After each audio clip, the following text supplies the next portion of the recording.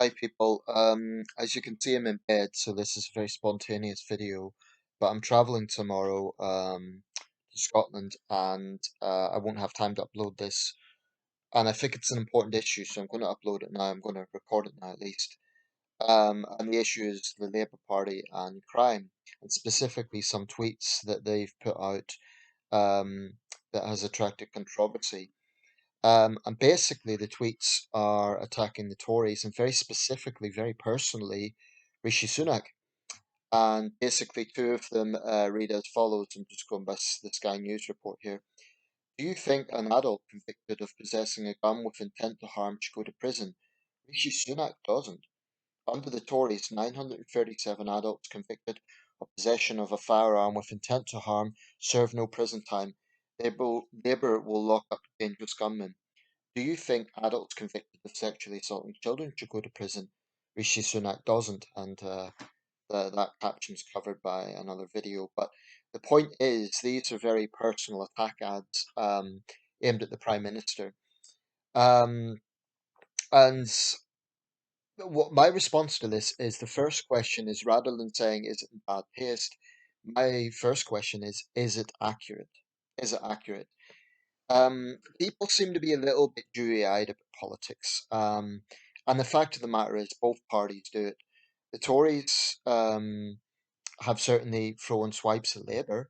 Boris Johnson famously attacked Starmer for failing to do anything about Jimmy Savile whilst he was the director of public prosecutions at the Crown Prosecution Service. Politics can be nasty. It can be adversarial. And there is a case to be made for civility in politics. There is a case to be made that politics shouldn't go to the gutter. And it's a strong case to be made. We've seen what's happening in America, just how divisive and polarizing politics is. But um, I feel, a lot of the people criticizing this from the left, I have to say, obviously the Tories have criticized it. The interesting thing is Labour's doubling down. Lucy Powell was defending it. She was saying, "Well, this is the truth. This is what people need to hear." Starmer hasn't apologised, but interestingly, it's both the Tories and figures on the left, people like John McDonnell, Diane Abbott, and Owen Jones, the journalist, have attacked it as not being the Labour Party and being the gutter politics. Interestingly, apparently they've got warnings from Twitter about accuracy. um, as Diane Abbott pointed out, it's a judiciary that decides sentencing. But this in itself is a questionable area.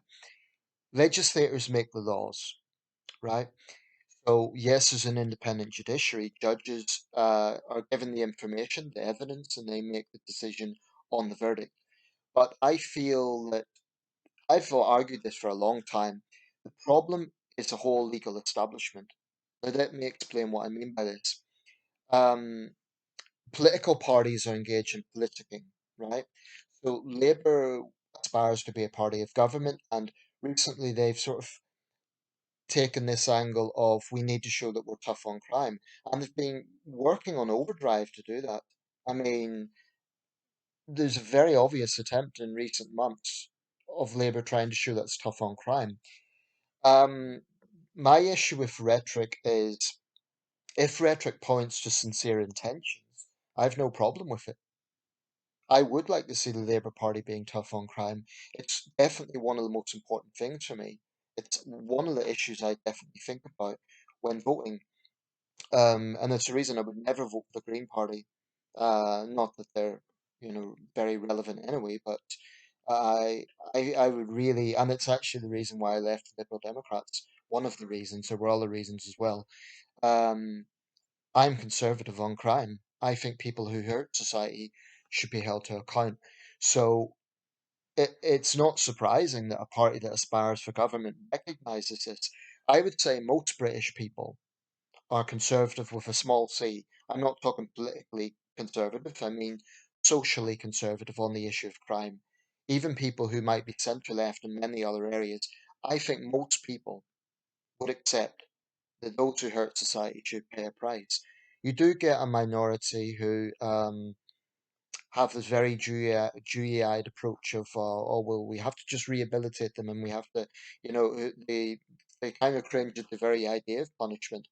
Even people who wouldn't be of the school of thought of, lock them up and throw away the key, would still accept that there has to be some sort of deterrent. There has to be punishment, basically. Um, but the point is, Labour can say all of this and they can come out with the rhetoric, actions speak louder than words. Now, there is a fair point that Labour can point to.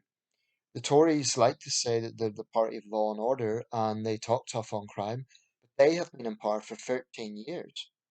So there is a case to be made that as a party of government, ultimately the Tories have a lot to answer. You know, sentencing has broadly got a little bit tougher in recent years, but only marginally. Only marginally. Still far too many crimes that people care about where the sentence just doesn't reflect the gravity of the crime, particularly on the issue of antisocial behaviour. And that, again, has been coming up recently, and both parties have been addressing it and trying to, get into the public radar with that. But really, rhetoric counts for nothing unless it's followed by action. I think one thing that really has to happen is laws need to be enforced. There's no point introducing new laws if current laws are not being enforced. I mean, we have a crazy situation where, for example, the police aren't always acting on law breaking. I'll give an example. If someone, for instance, has violated their ASBO, they no longer call them that. That should be an arrestable offence. It's Now, why is that sort of thing not being enforced? It's maybe not the best example because I'm making this spontaneously, but there was a case in Scotland of a guy who raped a young girl. I understand he was 17 at the time, so technically under 18. But in the Scottish system, because he's under 25, um, now he's escaping a custodial sentence. Instead, he got 270 hours of community service. I think all rape should be mandatory custodial sentencing. J.K. Rowling spoke out against that. Um, Scotland, of course, is a devolved justice system, but I think it's under the SNP, it's become the drug abuse capital of Europe. Um, but what bothers me is this passing of the buck. So politicians, when they're criticised, particularly those in government, when they're criticised, the Ministry of Justice will say, "Oh, but this is, we respect the independence of the judiciary. It's up to judges to decide." They set the laws. Sentencing Council, which is unelected, makes a guideline for sentencing. They bear culpability. And I don't accept this argument that judges completely have their hands tied. Yes, judges have to go with sentencing guidelines. I get that. They can't just pick up, make something out of thin air. But judges do have some leeway. They have aggravating factors and mitigating factors to consider.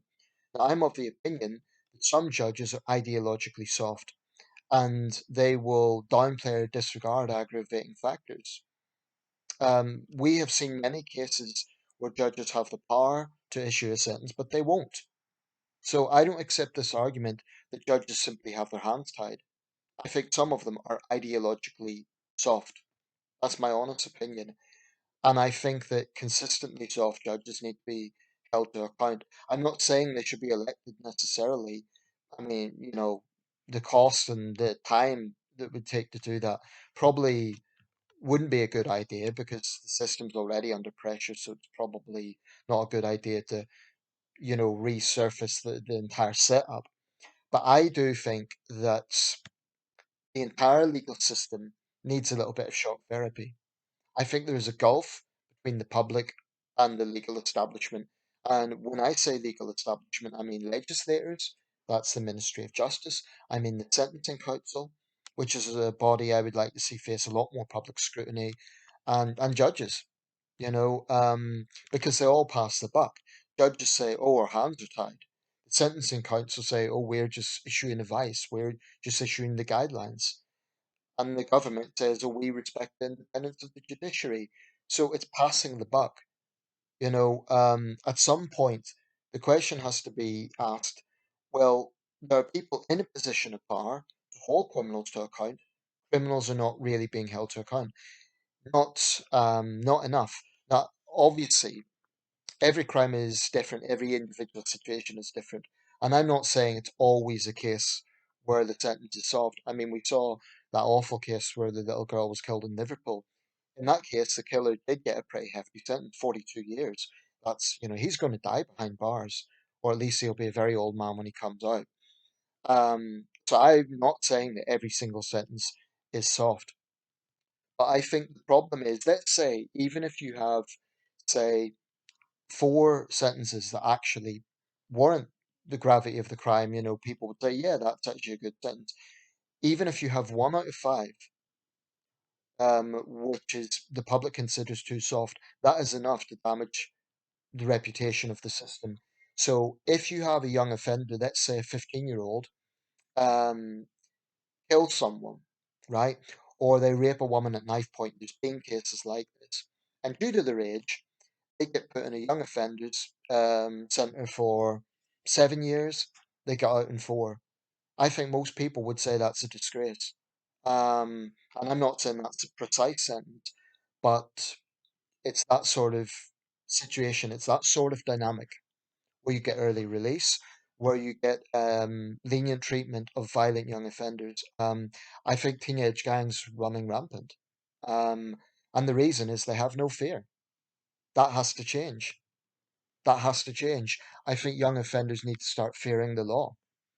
And those who might say I'm stigmatizing young people, two things. Firstly, I was a teenager myself, and I'm not that old, I'm 37. So it's not like, I'm a totally different generation. Secondly, other young people are victims of crime. When I say we need to be tough on young offenders, I'm thinking of young victims of crime. This idea that young victims of crime don't want to see justice any more than anyone else. A young person, a 16-year-old or a 17-year-old who's been assaulted by a gang, they want the culprits to be punished. So this idea that talking tough about young offenders is anti-young people needs to be challenged. It's preposterous. Um, it's in everyone's interest actually. And I'm not saying the punishment alone is the answer, but you cannot send out this message that, oh well, we'll go lenient on you because of your age. And the thing that really grains on me is, oh well, they've nothing to do. Youth clubs have closed. Oh, so that explains terrorizing a pensioner in their own home. I think that excuse is overused. And it's a culture that has to change. It's this culture of tolerance, of tolerating criminality. There is no excuse, none.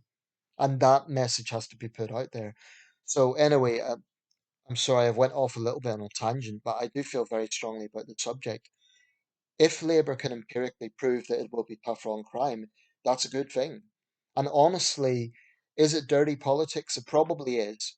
Starmer and the others know that Rishi Sunak is not that's not his personal opinion, any more than Starmer's personal opinion.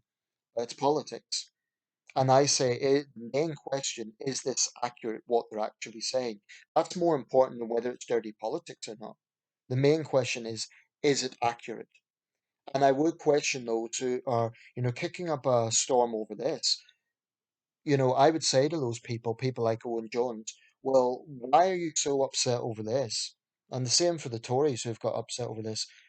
You should be more concerned about what victims of crime want. You should be more concerned about what victims of crime are asking for.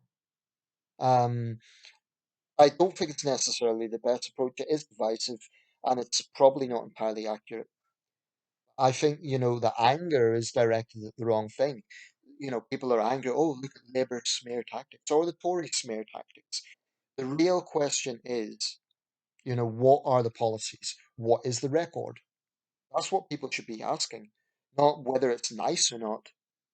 So I honestly think that's more important. Um, but Labour can't pontificate when it comes to crime. I mean, the fact of the matter is the grooming gang scandal happened predominantly in Labour-held councils, okay? And it was left that when these issues are raised, because it involved primarily British Pakistani Muslim men. When this was raised, anyone who raised it was branded a racist or accused of dog whistle politics. Labour MP Anne Cryer was accused of that when she tried to raise awareness of the problem. Um, and of course, Braverman's being vilified right now because she spoke about it. So the left certainly can never pontificate when it comes to crime. Um, Starmer's record, he was director of public prosecutions. He did prosecute terrorists and serious criminals. So I don't think he's necessarily soft on crime. But the problem with Starmer is many people still see him as more of a lawyer than a politician. So frankly, if Labour is using a bit of populism, it's not necessarily a bad thing. Um, there's that saying, one man's populism, one person's populism is another person's listening to the people. Well, maybe that's what we're seeing here. Maybe, this issue about civil and nice politics is all very well, but does it resonate with the public? Um, of course, it has to be honest. If there's anything in that that's inaccurate, then the Tories can point that out and say this is potentially libel, but otherwise, I would say it's politics. And the Tories can hardly say they've been nice and civil about what they've accused Labour of. So, what what I would sum up with this is it's a bit of a distraction. It's a bit of a furore over nothing. The real issue is what are the records? What are the policies? That's what should be the focus. Let me know your thoughts. I'm sorry for going off a bit on a tangent there, but this is something I feel very strongly about. I think the whole system needs a shake-up, and that is excuse me, if you saw that, that was just an accidental pop-up. Right, so yeah, the records and the policies, that's what matters.